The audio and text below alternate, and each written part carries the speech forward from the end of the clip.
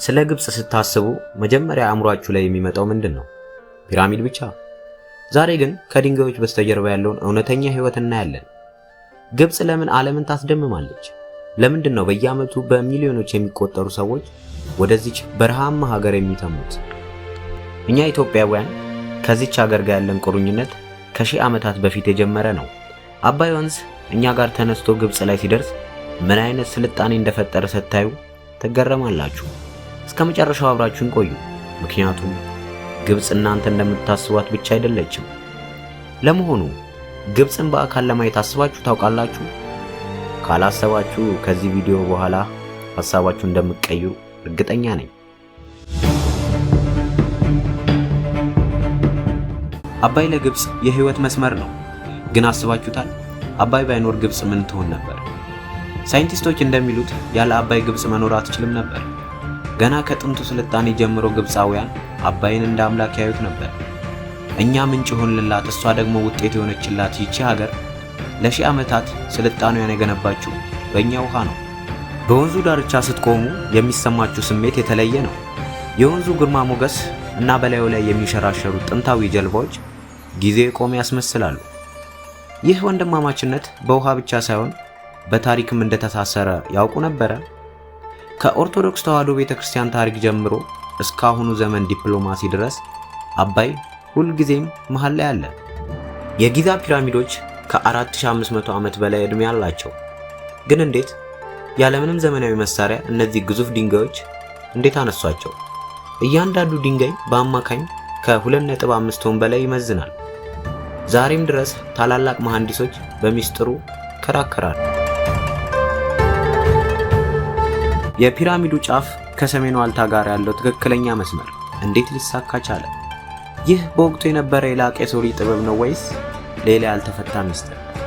በፒራሚድ ውስጥ ያሉት ጠባብ መተላለፊያዎች እና የነገስታቱ መቃብር ክፍል ውስጥ ስትገቡ የሚሰማችሁ የከበደ ስሜትና የጥንት ጠረን ወደ ኋላ ሺህ ዓመታት ይወስዷችኋል። ካይሮ አትተኛም። 20 ሚሊዮን ህዝብ ባለባት ከተማ ውስጥ መጥፋት ምን ያህል ደስ እንደሚል ያውቃሉ?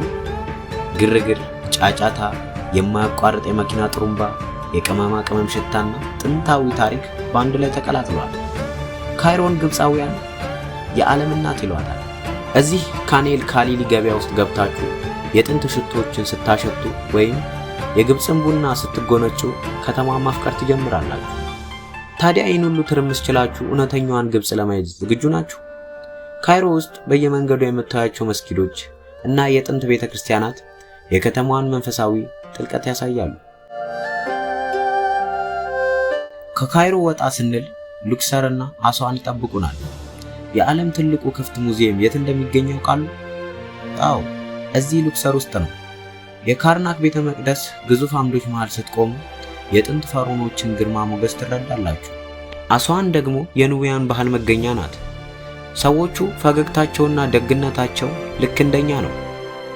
ግብጽ ውስጥ ከሆናችሁ ይልቅ ኢትዮጵያ ውስጥ ያላችሁ የሚመስላችሁ ለምን ይመስላችኋል? ፊታቸው፣ የቆዳ ቀለማቸውና ለእንግዳ ያላቸው አክብሮት በጣም የተቀራረበ ነው። እዚህ አባይ ላይ የሚታየው የፀሐይ መጥለቅ በህይወታችሁ ከምታያቸው ትዕይንቶች ሁሉ ውብ ሊሆን ይችላል።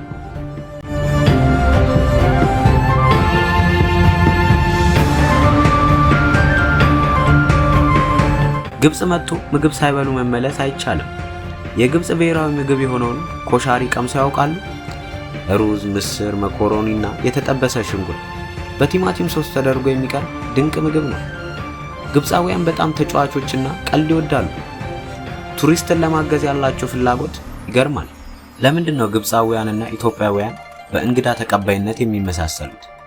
ታሪካችንም ሆነ ባህላችን በጣም የተቀራረበ ስለሆነ ነው። በየመንገዱ ሀበሻ እያሉ ሲጠይቁት እና ያ አህለን ወይም እንኳን ደህና መጣ ሲሉት የቤት ስሜት ይሰማዎታል። ብዙ ሰው ግብጽ ውድ ናት ብሎ ያስባል።